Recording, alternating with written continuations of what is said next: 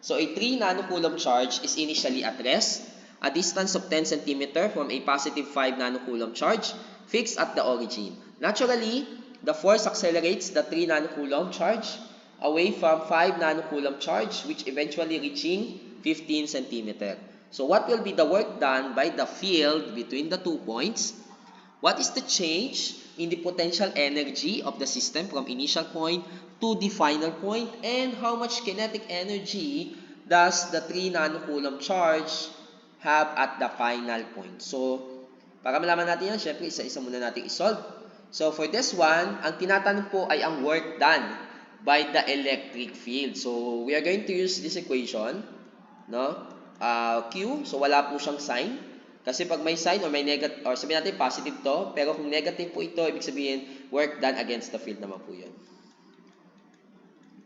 Yan, so ito lang naman yung gagawin natin. So, pero, okay, since itong integral na to, okay, kung babalikan natin, di ba yung, let's say yung, ituloy muna natin yung no, yung ating magiging diagram.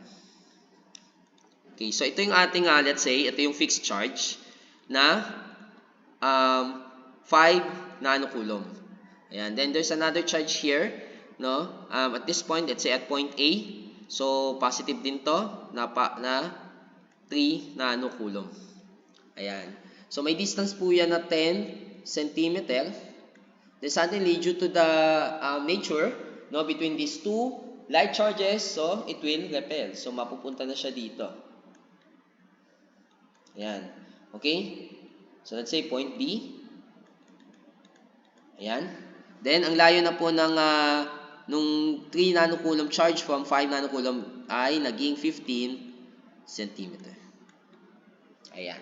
So, yan po yung magiging scenario ng ating problem. So, for us to find yung work done by the electric field, so we need this one. Now, pero kung babalikan din natin kanina, no, yung VBA kanina is equivalent to negative, okay, line integral of the electric field with respect to the differential displacement from A to B.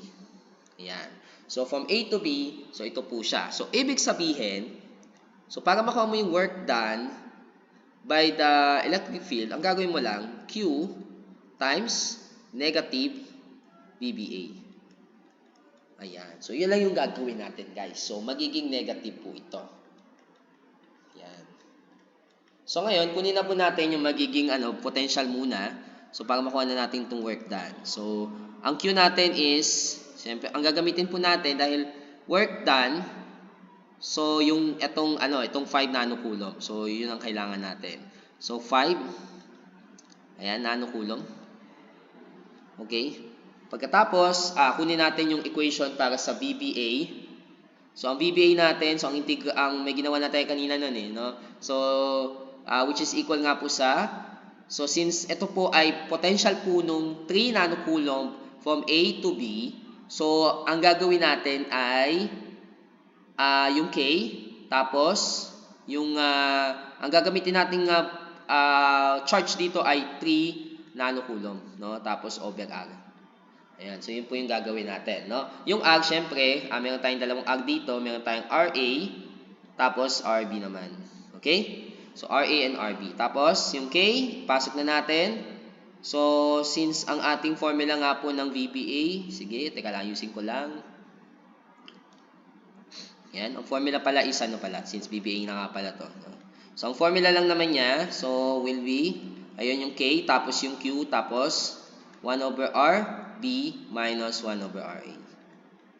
Okay, so yung Q na gagamitin natin para dun sa pagkuha ng potential ay yung sa 3 nanocoulomb. Kasi siya naman yung, siya naman yung sinukatan natin ng potential, yung 3. Hindi naman yung 5. So though, dito, ginamit natin yung 5 nanocoulomb charge kasi we are talking about work done by the electric field. So sino ba ang may gawa niyan, ng electric field na yan? So ang may gawa niyan, yung 5 nanocoulomb.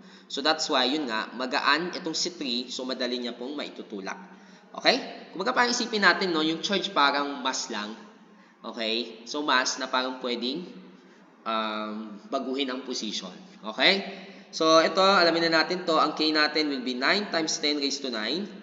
So don't forget yung nano. So that is times 10 raised to negative 9, di ba? Okay? 5 times 10 raised to negative 9 coulomb. No? Tapos, you have yung small q na 3. Okay? Tapos, yung ating voltage or sa reciprocal ng distances, so 1 over. Final is 0.15 kasi nga 15 cm. So, gawin nating meter. So, huwag nyo lang kakalimutan, no? Yung ating unit conventions. No? Yan. Then, minus 1 over 10. Okay? So, makukuha natin kung ano yung magiging work done by the field. No? Ayan. So, pwede muna i-pause para isolve muna using the calculator.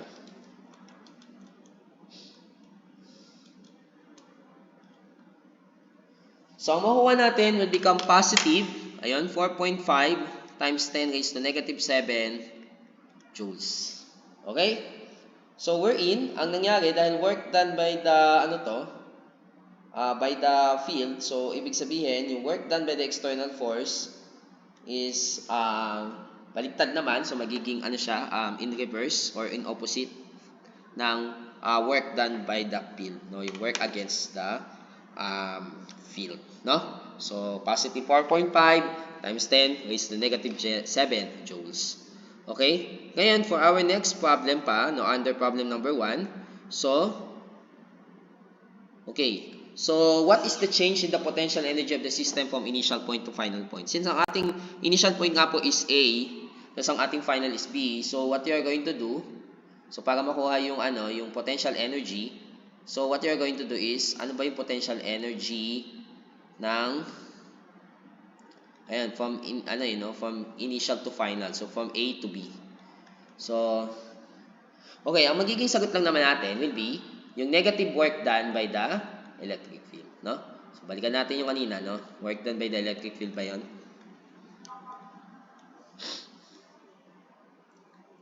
Ayun. So, pag positive yung WE, so negative din yung delta PE. Ayan, WE, yung work done by the external force or against the field is positive.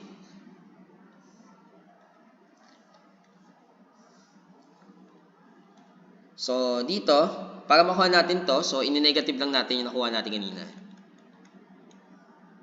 Okay?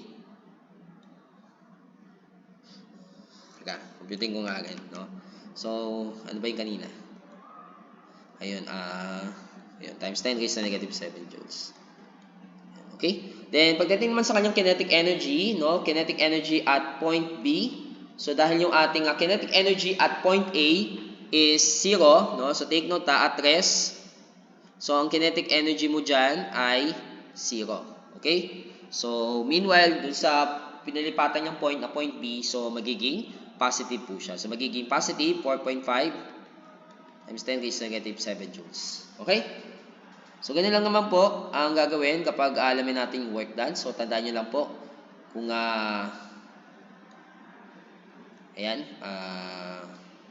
okay. So, yan po yan para makita natin agad, no? Ayan.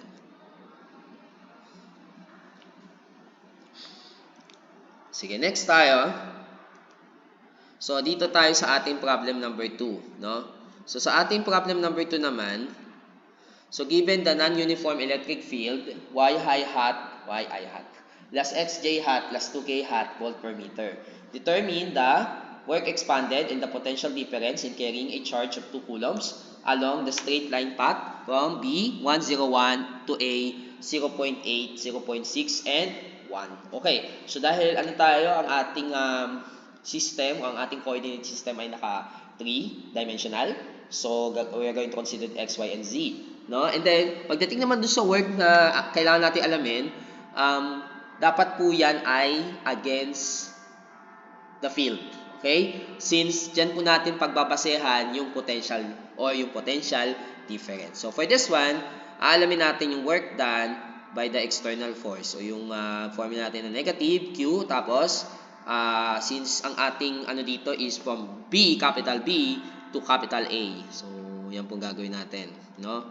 So, yan lang. Alamin lang natin kung ano yung mga ilalagay natin dito. So, you have negative 2. Okay? Since you have negative 2 coulomb.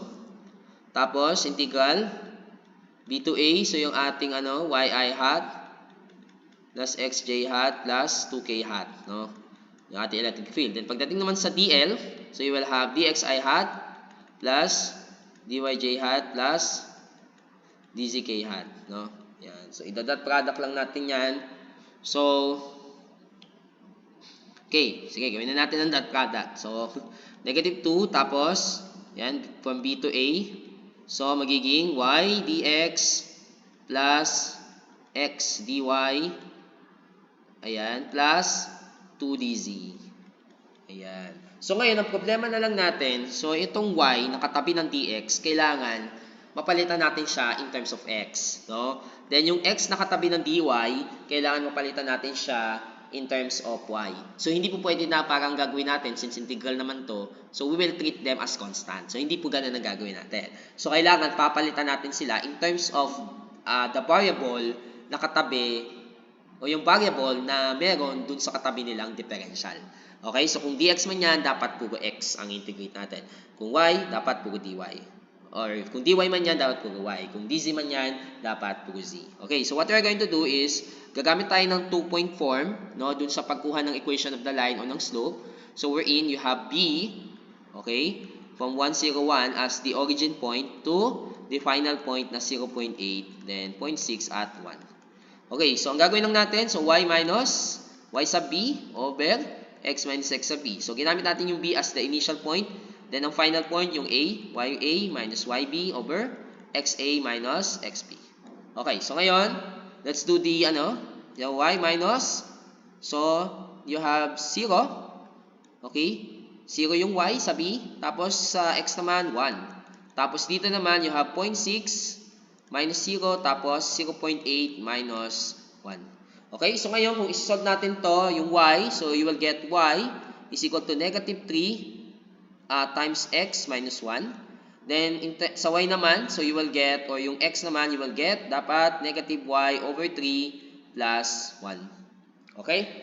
So you have that one. So ito na yung ipapalit natin dito sa ating function, no? So para makuha na natin yung mismong integral.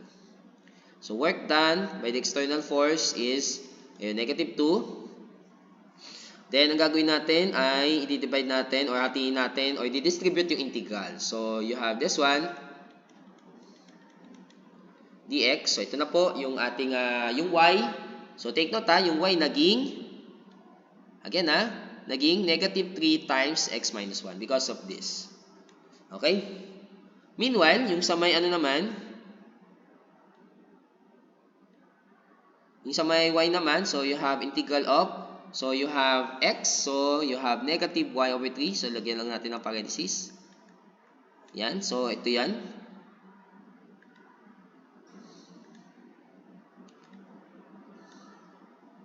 Yan to. Ito yan. So sinod lang siya using this function lang din. Okay, then lastly, yung isa. So you have 2 tapos dz. Yan. Okay? So ngayon limits naman natin. So dito from b to a. So dito ang ilalagay natin sa x 1. Okay, then dito naman 0.8. Yan, 1 tapos 0.8 So ang ating initial is 1 sa x tapos 0.8 naman.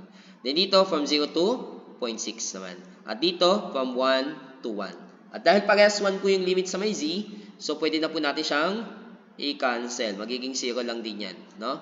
Okay. So ngayon, integrating this. So negative, ayan, pag in-integrate mo yan, so you can use your calcu, guys, para makuha niyo po yan. So you will get there, okay, negative 2 times, ito magiging negative 0.6. Tapos may plus pa tayo. Yun pa yun tapos. So you will get, plus, ayun, ano to? Plus 0.54. So ngayon, pag pinag-ano na natin yan, so ang makukuha nating sagot will be negative 0.96. So, ayan. Joules. Ayan. So that is the work done against the field. No? So negative 0.96. Ayan. Then pagdating naman sa V, so yung ating is tawag dito, Kasi kanina VBA, no, is equal to, ayan, from A to B. So ito, gagawin natin siyang VAB. Ayan. Okay? So whereas that is BA minus BB. So yung final natin is A minus yung initial. No, but since pwede na lang natin gawin is pamamagitan po ng work done by the external force over Q. So yun na lang po yung gagawin natin. So yung negative 0.96 joules, i-divide mo lang sa 2 coulombs. So you will get negative 0.45 tuloy. 0.48. Ayan, 48 volts. Okay? So, ayan nga po. Okay? So, that is for the sample problem number 2. No? Okay. Now, for our next problem, so we are going to find here the potential and the electric field intensity. At P01, if we have 3 charges each equal to 10 raised to negative 7 that are located on the x-axis at x is equal to 0, at x is equal to 1, and x is equal to 2 meters. So, if we're going to illustrate that, so ito yung ating y-axis, ito naman yung z-axis, ayan. Okay, then let's say meron tayong tatlong charges dito. So, positive 1, ayan. Then you have this one, then another one. So, 1 meter ito. So, ito 1 meter, 0, tapos 2 meters. Then, Q. Ayan. Ngayon, kung consider natin yung kanilang coordinates, so this is 0, 0. Ito naman 1, 0. Ito naman 2, 0. And then, we are going to find the potential in the electric field at this point, 0, 1. Ayan. So, dito, madali lang pong kumuha ng potential, no? Kasi what you're going to do is to get the sum, no? Ganun lang yung gagawin natin, no? So, parang dating. So, if you're going to find the potential at point P, so that will be the summation. Okay? So, dito may K ka. Yung K pa rin, depende po kung CGS or MKS, no? Then, the charge, then with respect dun sa distances. Okay, so dapat R pala to, sorry. Yan, R pala. So, Ri, no? From 1, yan, up to kung ilan man, no? Yan. So, dito kasi, ang kaso natin, since sa tatlong charges tayo, so you have K. Then, dahil pare-pares lang po yung charges, so Q, tapos ang gagawin na lang natin ay, so 1 over R, kasi tayo nilagay na ano no? So, sige, lagyan ko ng ano. So, let's say, ito yung A, ito naman yung B, ito naman yung C. So, you have R, A, plus 1 over R, B, plus 1 over RC. Ayan. Okay? So, we're in yung ating mga RA, RB, RC na yan. Ito yan, yung mga distances na yan. No? So, ito, you have the RA. Yan. Tapos, you have, ito naman, you have RB. Tapos, dito naman, you have RC. Yan. Kukunin mo yung mga distances na yan. No? Okay? Yan. Okay? Sige, so kunin na natin, no, yung magiging pinaka-potential, no, at point P. So, pero bago yan, kunin muna natin isa-isa yung mga RA. So, ang RA natin, so kung titignan natin dito according sa sa graph, so that will be 1 meters. No? Kasi ito yan 0, 1, or pwede mong gamitan pa rin ng distance formula, pero ganun lang naman din yung lalabas. So, you have 0 minus 0 square plus 1 minus 0 square. Then, sa may RB naman, you have what? So, that is, so you have, let's say, 0 minus 1 square plus 1 minus 0 square. So, you have square root of 2. Ayan, meters. No? Tapos, sa RC naman, so you have 0 minus 2. Okay? Or 2 minus 0 squared. No? Plus 1 minus 0 squared. So, the answer will be square root of 5 meters. Okay, then after that, you can now proceed in finding the potential at point P. So, dito, yung K natin, gamitin natin yung 9 times 10 raised to 9 dahil naka-metric tayo. Ang Q is, pare-paras lang pong 10 raised to negative 7 yan sa tatlong distances na yan. Tapos, 1 over 1 plus 1 over square root of 2 plus 1 over square root of 5. Okay, sumahan na natin yung potential na needed. So, you have, sige, gamit lang po tayo ng calcu, no?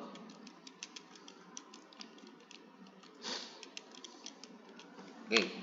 So, ang magiging sagot dapat is 1938.89 volts. No? So, yan po ang ating magiging potential at that point. No? Ayan. Okay, so positive lahat dahil positive naman yung mga charges. Okay, ngayon, so para malaman natin yung sa electric field intensity, though pwede naman gamitin yung usual approach, no? Yung parang kukunin mo muna isa-isa yung electric field, then you're going to get the vector sum, no? Nung tatlong electric field from these three charges, no? So, pero ang gagawin natin, gagamit po tayo ng gradient. Ayan. So, di ba kanina yung may relationship po yung, o dun sa pinresent natin, na yung gradient o yung electric field is the negative gradient nga po ng potential. So, what we're going to do is this, no? So, let's say, mag-set tayo ng yung P, kunyari, X and Y. So, bubuo po muna tayo ng parang expression para dun sa ating, dun sa function nga po ng potential, no? So, we can have this one. So, dito, kung mapapansin natin, minultiply lang naman yung K at saka yung Q, no? So, gagawa lang po tayo ng function. So, parang i-assume natin na ito ay X, tapos ito ay Y, no? Ayan. So, then, you have 10 raised to negative 7. Okay. Tapos, dito sa baba, so, maglagay tayo ng parang, medyo marami itong,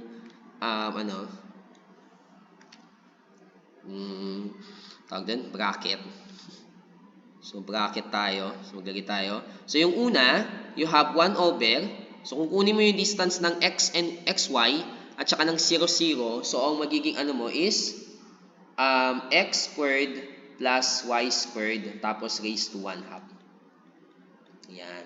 So, again, no, para dun sa RA, no, kung kukunin mo yung RA, if this P is xy, so x minus 0, no, squared plus y minus 0 squared, then get the square root. Okay? So, kumbaga parang ito, papalitan lang natin to ng ng x and y, no? Ayan. Then, dun sa naman, RB, so gagawin lang natin siyang x minus 1. So, kumbaga isipin mo lang ito, puro x lang to, ito puro y, no? X minus 1 squared plus y squared, then raised to 1/2.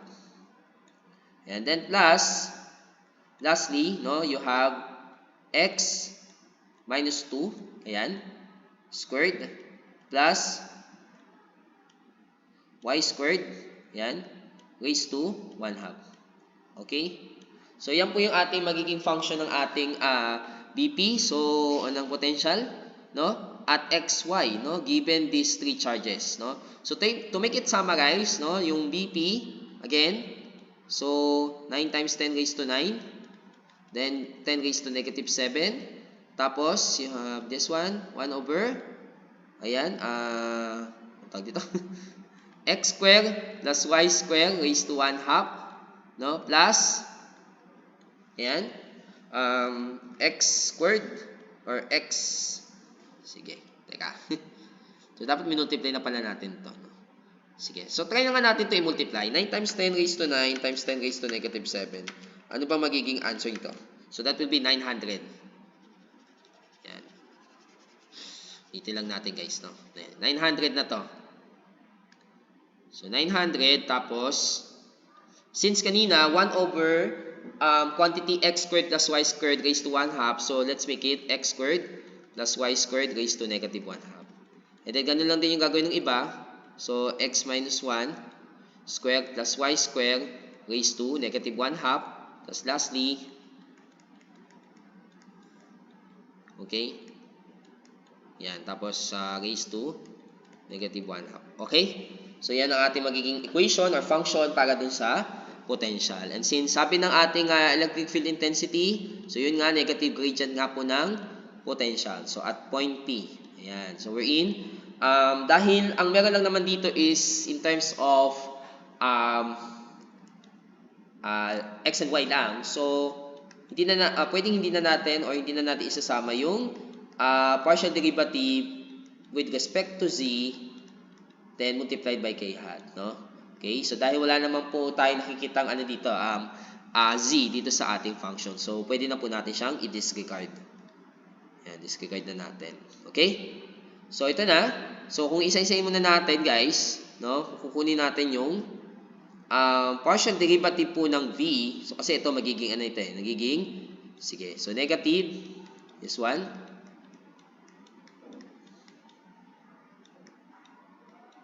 ayan, so ito, gawin ko na, ayan, negative, sige, sige, partial derivative ng V with respect sa X, so, kunin lang po natin yung derivative nito with respect sa X, no? Okay? So, anyway, you can pause the video and then solve nyo yung, magiging derivative. So, ito, pag kinuha mo yung partial derivative ng V with respect to X at X is equal to 0 and Y is equal to 1, so, dapat, ang magiging resulta niyan ay 479, no? 479.1949, no? So, yan po yan. Okay, ngayon, kung gagawin mo naman yung partial derivative ng V with respect sa Y, so, magiging answer po, okay, so, if you're going to solve, no, pwede nyo ma-post to, then solve nyo muna. So, pero, I will just show yung magiging answer nito. So, you have Y over, ayan, X squared plus Y squared, raised to 3 halves, then, plus Y, this one, ayan, then plus Y, okay, so X minus 2 square, ayan, plus Y square, raised to 3 halves. Okay, so ngayon, if you're going to solve this, no, if you're going to solve, let's say at X is equal to 0, and Y is equal to 1, so you have this one, partial derivative of V with respect to Y, so ano ba magiging answer niyan? 1298.6965. Okay, 6965. Ayan. So, ngayon, ito na. Makakombine na natin siya. So, we can now determine the electric field intensity at point P. So, ang gagawin mo lang, so, i-substitute lang dito. So, since negative yung dV over dx, so, magiging negative to. Then, ito, hindi ba negative to? May. Wait lang. I will just check something. Wait lang po, ha? So, dapat may negative pala to, sorry. So, I forgot the negative sign here. So, dapat po negative to. Yan. Okay. So, ayan po. Malinaw na tayo. So, ngayon, ang magiging EP na natin will be equal to, ayun po, negative 479.1949 I hat. Then, plus 1298.6965 J hat. No? So, ang unit po is volt per meter dahil, ano to? Pwede ka namang Newton per coulomb, no? So, yan po ang magiging answer natin for this problem. So, these are some problems nga po na related nga po dun sa ating topic na electric potential.